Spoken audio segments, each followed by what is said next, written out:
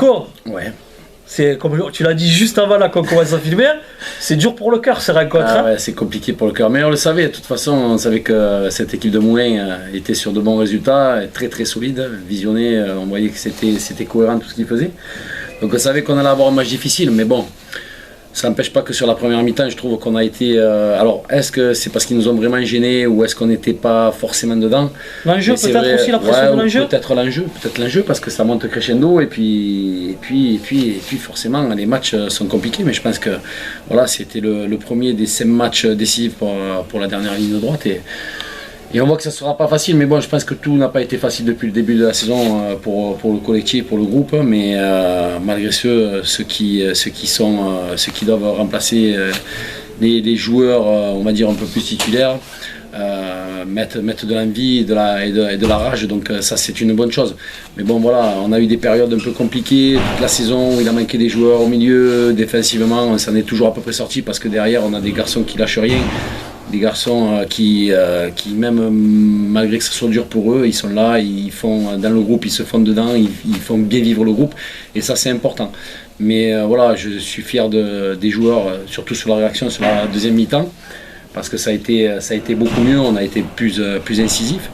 Donc c'est bien, je suis content pour le groupe, je suis content pour le club parce que il y avait beaucoup de personnes au stade et ça me fait plaisir parce qu'on est venu ici pour vivre des moments comme ça et je vis des grands moments.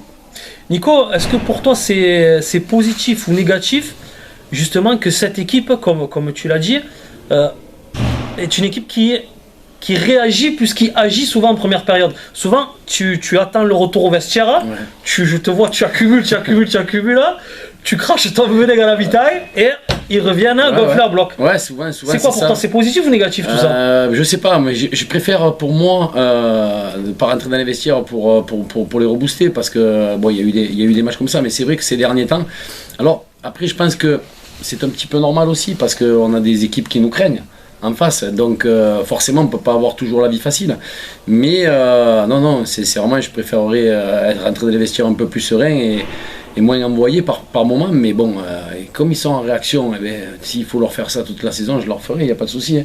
Mais bon, on ne peut pas être que sur ça, il faut que nous on prenne les choses en main. Et c'est vrai que ça fait 2-3 matchs à juste titre, tu le dis, c'est totalement juste ce que tu dis, que sur les premières mi-temps, on est toujours en dedans et on est toujours dans la réaction et non pas dans l'action. Et ça, c'est problématique parce que derrière, eh bien, les 4 matchs qui vont arriver, ça va être souvent des prétendants au maintien et ça va être très très compliqué. Donc si on n'a pas l'envie qui dépasse la leur de se sauver, ça sera des matchs très difficiles.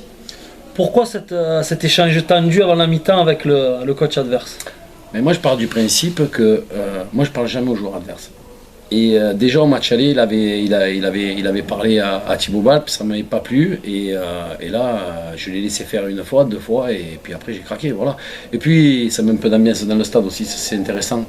Et puis voilà, ça a mis de l'ambiance un petit peu à l'ancienne, à la Sétoise. Hein. On n'était pas dans le vestiaire du Bérou, mais on était à Louis Michel, mais c'était intéressant. Et puis ça a permis aux joueurs, il fallait prendre ce fait, c'était pas un fait de jeu, mais ce fait de vestiaire pour rebondir là-dessus et pour avoir le second élan.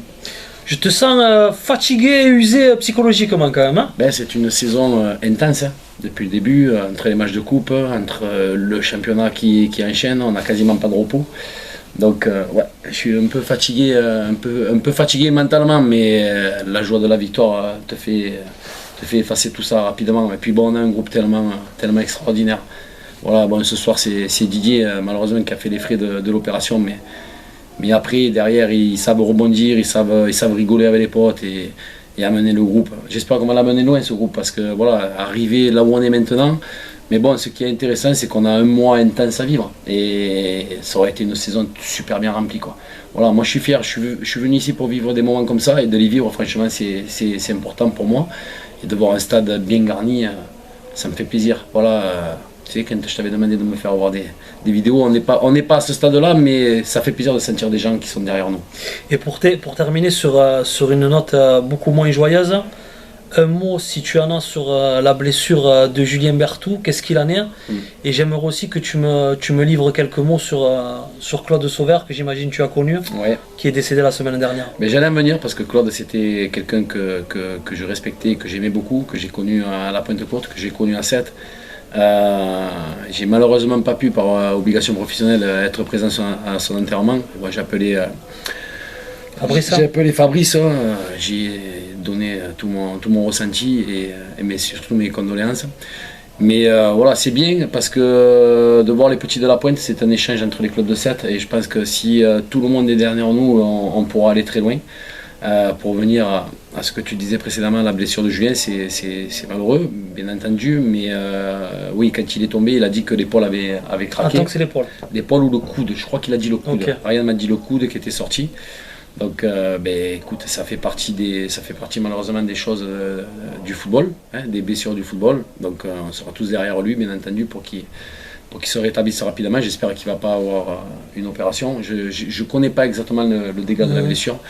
Mais voilà, Julien, ils ont pensé à lui dans le vestiaire, on pense à lui, et puis voilà, ça nous donnera encore plus de force pour aller chercher quelque chose à la fin de la saison. Et dernière question, c'est une question un peu délicate, j'y pensais là quand j'entendais les cris. Vas-y. Est-ce que toi, alors tu me dis juste ta version personnelle, est-ce que toi tu es pour le fait des doubles primas après des succès comme ça? Est-ce que tu estimes ça légitime ou, notamment par rapport à cette victoire, tu trouves ça exagéré? Non, mais je pense que là, ça a été.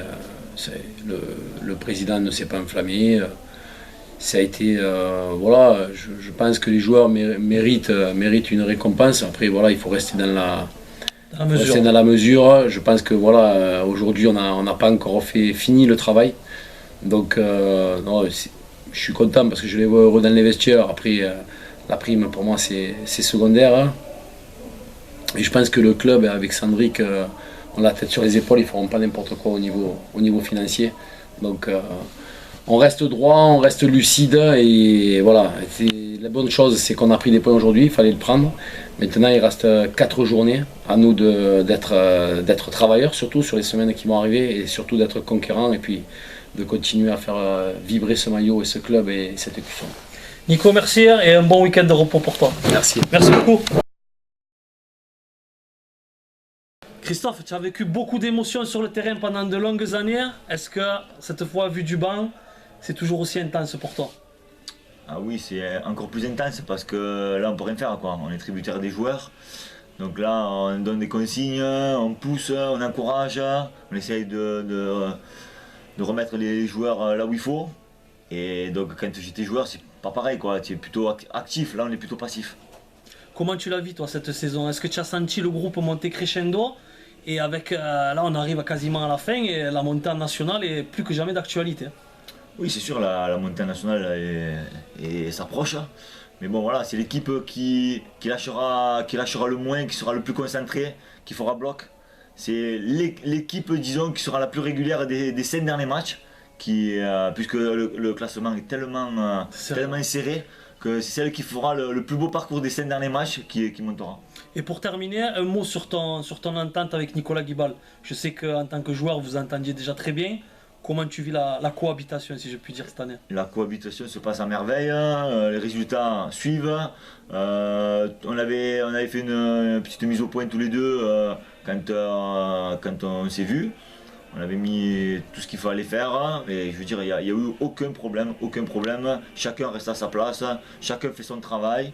Et comme c'est lui le numéro 1, c'est lui qui prend les décisions finales et c'est tout à fait normal. Et la question peut paraître stupide, mais bon, l'année prochaine, tu remplis là? Ben moi je suis là, après si le club a toujours besoin de moi, je suis là, hein. Après on verra bien. Tu seras là, Nico il a rempli, donc a priori... Ouais, normalement le staff on devrait rester normalement. Donc ouais, normalement je serai là. Ok Christophe, je t'embête pas plus. Allez, merci à toi. Alors comme j'ai dit au micro, Monsieur Penalty a encore frappé et tu assuras la victoire 1-0 ô combien importante du FC7 contre Moulins. Ton ressenti toi sur ce match? Au début du match j'étais un peu frustré parce que j'ai commencé remplaçant. Après voilà, le coach m'a demandé d'entrer à la mi-temps, de bien m'échauffer, d'apporter un plus. Et j'ai tout fait pour apporter le plus qu'il fallait. J'ai centré, défenseur il touche de la main, penalty. C'est sûr qu'il a touché de la main, tu l'as vu toi? J'ai levé le bras direct. Et après, je ne me suis pas posé de questions, j'ai mis une panelka et c'est passé. Alors justement, il faut être surtout à 0-0, un match au sommet, il faut avoir un certain culot. Tu l'avais prémédité cette panenka avant? Tu t'es dit si j'ai un penalty, je ferai une panenka? Ouais, depuis un petit moment, parce que je savais qu'ils regardaient les vidéos de tous les matchs, ils avaient vu que je croise à chaque fois. Je me suis dit, je pense qu'à aucun moment il va penser que Mhm. je vais mettre une Panelka, c'est pour ça que je l'ai tenté. Il fallait juste que je la réussisse, et je l'ai réussi, c'est passé. Tu en avais déjà tenté un match auparavant? Ouais, l'année dernière avec Fabreg, Ça avait réussi aussi? 30e de Coupe de France contre Odez dans les pénaltys. Et je l'ai mis et c'est passé. Je me suis dit, je vais la reproduire. Donc tu as du culot déjà. Ouais, on peut dire ça comme ça. Ouais. Alors tu as une super adaptation au sein du groupe. Hein. On le voit notamment à chaque victoire dans le vestiaire, c'est toi qui anime les cris de victoire. Comme tu l'as dit aussi, tu as un statut parfois titulaire, parfois remplaçant. Comment tu la gères, comment tu la gères et comment tu la vis cette situation? Je la gère bien parce que mentalement ça va, je suis assez fort, je suis assez costaud par rapport à ça. Quand il me met sur le banc, c'est vrai que comme je vous ai dit tout à l'heure, je suis beaucoup frustré. J'essaie de rentrer, faire le maximum possible pour l'équipe. Et la plupart du temps, ça marche plutôt pas mal. Alors, est-ce que tu t'attendais à ce que le club vive une telle saison quand tu es arrivé? Notamment ce super parcours en Coupe de France et là plus que jamais en course pour la montée en nationale. Non, j'y pensais pas. Je pensais pas que la première année ça allait se passer comme ça. Je pense que voilà, je pense que la plupart de l'équipe ne le pensait pas. Maintenant on est là, il reste 4 jours, il reste 4 matchs.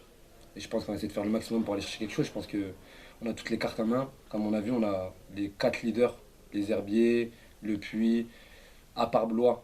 Et Andrézieux aussi, on les a tous gagnés. Donc pourquoi pas aller chercher quelque chose à la fin de la saison. Et pour finir, quoi qu'il arrive, monter ou pas, toujours vert et blanc la saison prochaine? Normalement. Il y a des discussions déjà ou pas du tout? Non, pas spécialement encore, mais normalement encore vert et blanc. Ouais. Très bien. Normalement.